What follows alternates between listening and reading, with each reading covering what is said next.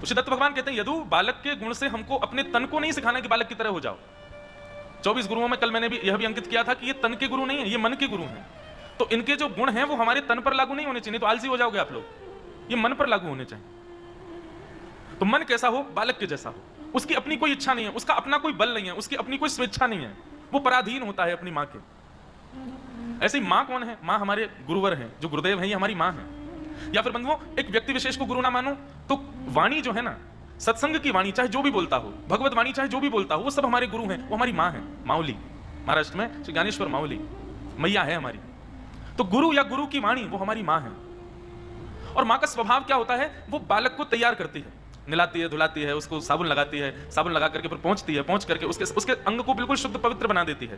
फिर उसके बाद क्रीम लगावे, पाउडर लगावे छोटे बालक को, फिर उसको, छोटा सा बालक है, उसी को कपड़े पहना दे, उसके केश काट दे, अपने नेत्रों का सुंदर अंजन उसके माथे पर रख दे, नेत्रों में काजल अंकित करके उसको परम सुंदर बना देती है। बालक होता ही सुंदर है, लेकिन माँ उसको और सुंदर बना देती है। और जब वह बालक तैयार होकर के कक्ष से बाहर आता है अपनी माँ की गोद में, तो उस परम सुंदर बालक को देख करके दूर बैठा पिता, वो चाहे अपने 100 काम कर रहा हो, जब बालक को देखता है बिल्कुल नवीन बनकर के, बिल्कुल सुंदर बनकर के, गोल गोल गुलाबी से गाल दिख रहे हैं बालक के, मैया की गोद में किलकिल करके हंस रहा है, तो अपने 100 काम छोड़ पिता दौड़ करके आता। ठीक वैसा ही स्वरूप है गुरु के वचन रूपी मातृ चरणारविंदों में रहो और वहां रह करके अपने हृदय रूपी बालक को अर्पित करो कि इसको तैयार करो। गुरु के वचन उस बालक को तैयार करेंगे, सुंदर बनाएंगे, सुशोभित करेंगे, आनंदित कर देंगे। जब वो परम सुंदर बालक परम सुंदर हो जाएगा, तब हमारे पिता कौन? शंख चक्र गदा पद्मधारी श्रीमन नारायण, या उन्हीं का ही स्वरूप 2 भुजधारी श्री कृष्ण, या जिसमें भी आपकी स्थिति है 6 भुजधारी श्री दत्तात्रेय, सब अंश हैं नारायण भगवान के, सब अवतार हैं। हम जिसे भी अपना पिता मानते हैं, जिसे भी हम भजते हैं, जिसकी गोद में हम बैठना चाहते हैं, गोद में पिता तभी लेता है जब बालक परम सुंदर दिख रहा हो, परम पवित्र दियो। नए गुरु से हमको क्या सुंदर भाव सिखा, हमें आप जैसी दृष्टि मिले। हे दत्त भगवान कृपा करो। दत्त भगवान बोले, हे यदु, एक बार मैं कहीं घूम रहा था तो विचरण करते हुए गांव में गया, तभी मैंने उस गांव में देखा छांव में खड़े होकर के एक सुंदर सी सुकुमारी कन्या अपने घर के आंगन में और धान कूट रही है। तो बोले, मैंने देखा कि उसके घर पर एक परिवार आया है उसी कन्या को देखने। उसको किसी ने जाकर के बता दिया कि अरे तुमको देखने वाले आए हैं। तो देखने वाले आए हैं नाम सुनते ही वो जब धान कूट रही थी, तो धान कूटते कूटते उसके मन में हुआ कि अरे मैं भी कैसी बेशरम हूं, इतनी जोर जोर से मेरी चूड़ियां बज रही हैं और मैं इनसे धान कूटे जा रही हूं।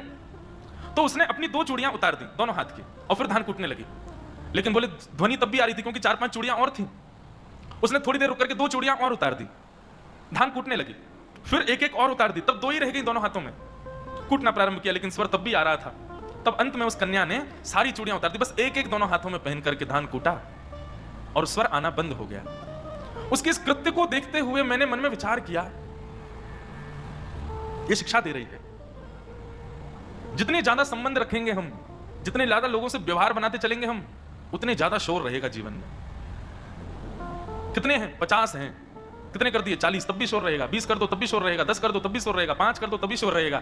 दत्त भगवान बोले, मैंने अंत में जाकर के यह समझा कि भाई शोर तो तभी खत्म होगा जब एक अकेले बचोगे, उसके अतिरिक्त ये शोर बंद होने वाला नहीं है। मैंने उस कन्या को उसी समय गुरु बना लिया कि वाह, इसने मुझे आज ज्ञान प्रदान किया कि जीवन में यदि शांति चाहते हो, अकेले रहो। शांति एकांत में ही है। अपने उद्धार के लिए आपको एकांत ही चुनना पड़ेगा। आप चाहो कि आप समाज के साथ अपना उद्धार कर लो, नहीं कर पाओगे। आप परिवार के साथ उपलब्धियां प्राप्त कर लोगे, आप अपने गृहस्थ आश्रम में श्रेष्ठ उपलब्धियों को पालोगे, लेकिन जब अपने उद्धार की बात आती है तो आपको एकांत में ही करना पड़ेगा। वो अकेले ही कर सकते हो। वह मैंने उस कुमारी कन्या से सीखा। दूसरी शिक्षा मैंने उस कुमारी कन्या से क्या प्राप्त की कि वह जब ब्याह करके जा रही थी तो मैंने उसको प्रणाम किया और कहा, हे मेरी गुरु, तुम कहां जा रही हो? तब उसने मुझे बड़े मधुर स्वर में कहा, ये तो मेरा पराया घर है, मैं अपने वास्तविक घर जा रही हूं। उसका ये शब्द मेरे चित्त में घूमता रहा, यदुराज, जहां जन्मी, जिनके बीच रही, जिन्होंने नाम दिया, जिन्होंने पाल पोष के बड़ा किया, जिन्होंने सब कुछ उसको प्रदान किया, मैं तो यही समझता था कि यही परिवार है।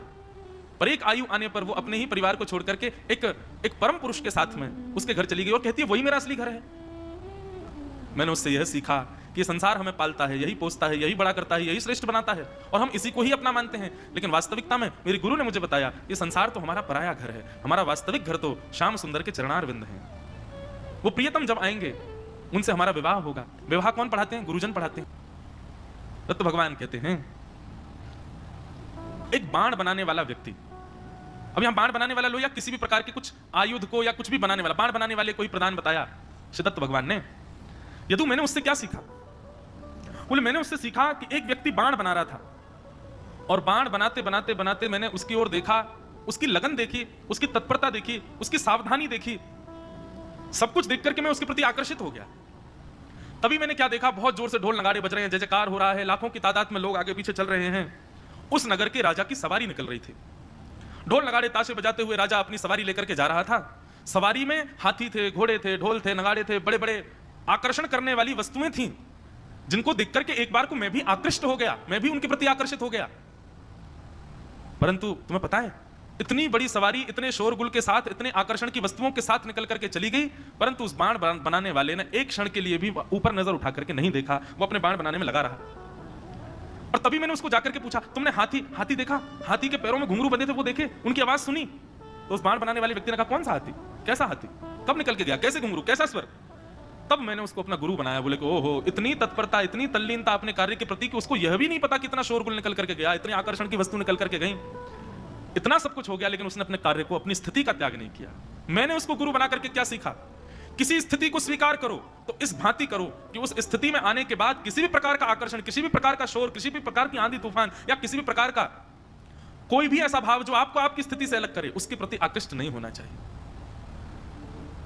और ये आकर्षण, ये आकृष्ट ना होने का कारण था उसकी तल्लीनता, उसकी तत्परता, उसकी सावधानी, आलस्य का त्याग। अगर आलसी होता तो सोचता कि पहले सवारी देख लूं फिर बनाऊंगा, लेकिन नहीं, उसमें आलस्य नहीं था। दूसरी बात, अपने कार्य के प्रति तत्परता। वो इतना तत्पर होकर के कार्य कर रहा था कि उसको बिल्कुल चिंता नहीं थी कि कौन क्या हो रहा है, या मैं थोड़ी देर देख लूं, आराम कर लूं। नहीं, वो अपने कार्य में तत्पर है, चाहे कुछ हो जाए, मुझे मेरा कार्य करना है, चाहे राजा निकले, चाहे महाराजा निकले, चाहे ब्रह्मा निकले। तीसरा मैंने देखा, सावधानी। सावधानी क्यों? बोले अगर वो जरा भी असावधान होता तो नुकीली वस्तु उसको चोट आ सकती थी, लेकिन नहीं, वो सावधानी से अपना बाण बना रहा था। चौथा मैंने देखा, उसके अंदर अपने कार्य के प्रति लगन, वो जिस लगन से कर रहा था। यदुराज, मैंने उससे सीखा कि किसी भी मार्ग को अपनाओ इसकी तरह। चाहे आप आध्यात्मिक मार्ग को अपनाइए, चाहे आप धर्मनिष्ठ मार्ग को अपनाइए, चाहे आप अनुष्ठानिक मार्ग को अपनाइए, चाहे आप जप तप मार्ग को अपनाइए, और एक बात कहूं, चाहे आप संसार के मार्ग को अपनाइए, उसमें भी एक निष्ठता रखो। दत्त भगवान के अगले गुरु का नाम है सर्प। एक गुरु अजगर हो चुके हैं पहले, परंतु ये एक और गुरु सर्प हैं। और श्री दत्त भगवान सर्प से क्या सीखते हैं? वे कहते हैं कि सर्प अपना मुकाम स्वयं नहीं बनाता, अपनी रहने की व्यवस्था स्वयं नहीं करता, वो दूसरे के बिल में जाकर के रहता। अब इसके दो पक्ष निकाल लोगे सब लोग। एक पक्ष तो यही निकालोगे, इसका मतलब अपना घर नहीं बनाओ, दूसरों के घर में जबरदस्ती घुस के वहां रहो। मैं फिर कहूंगा, तन की बात ही नहीं होती है यहां मन की बात होती है कि अपना कोई नियोजन मत करो। अपने जैसे मन क्या है, मन ख्वाबी महल बनाता है। प्रभु एक प्रकार से मन को यह आज्ञा कर रहे हैं कि ख्वाबी महल मत बनाओ, जिस प्रकार सर्प अपना घर नहीं बनाता। हे मन, तुम भी अपने महल मत बनाओ, उस महल में रहना, उसमें। इसलिए से दत्त भगवान कह रहे हैं, मन को मैंने सर्प को गुरु बना करके मन को सिखाया कि हे मन, तू अपने नियोजन से कुछ मत बना, सदा जो नियोजित करके संसार में तुझे प्राप्त हो जाए उसी नियोजन को तू अपना मान। तू अपने नियोजन मत बना, अपनी विचारधारा से कुछ भी तैयार मत कर। इस प्रकार मैंने सर्प को गुरु बना कर, दत्त भगवान की अगली गुरु है। यदुवर कहते हैं, यदुराज कहते हैं, बोले महाराज आपने मकड़ी से क्या सीखा? बोले मैंने मकड़ी से यह सीखा कि वो जिस जाले में विलास करती है वो अपने उदर से ही उसको प्रकट करती है, और विलास करने के बाद में उस जाले को अपने उदर में ही समा लेती है। और ये जो गुण है, ये किसका है? ये परब्रह्म का गुण है, ये ठाकुर जी का गुण है। ठाकुर जी अपने उदर से सृष्टि प्रकट करते हैं और उसमें विलास करने के बाद उसमें आनंद लेते। ठाकुर जी का मनोरंजन है सृष्टि। एक प्रकार से मेरा होना, आपका होना, मेरा रोना, आपका हंसना, आपका रोना, मेरा हंसना, आपका गिर जाना, मेरा उठ जाना, मेरा मोटा होना, आपका पतला होना, मेरा गोरा होना, आपका काला होना, ये सब ठाकुर जी का मनोरंजन है। अभी मनोरंजन शब्द आती है, कई लोगों के प्रश्न, अच्छा तुम्हारा जी किसी के साथ तो बहुत बुरा होता है जीवन में, तो ठाकुर जी ऐसा मनोरंजन क्यों करते हैं? देखो, ठाकुर जी मनोरंजन किसी की भक्ति से भी, मीराबाई के प्रेम से भी ठाकुर जी का मनोरंजन हो रहा है।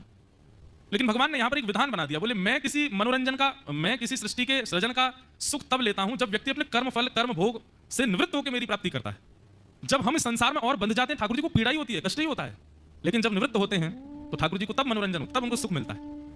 तो पीड़ा होना और किसी के जीवन में बहुत संकट है, उससे पीड़ा ठाकुर जी को भी होते हैं। ये भृंगी कीट बड़ा अद्भुत गुरु है मेरा। बोले कैसे? बोले भृंगी कीट क्या करता है?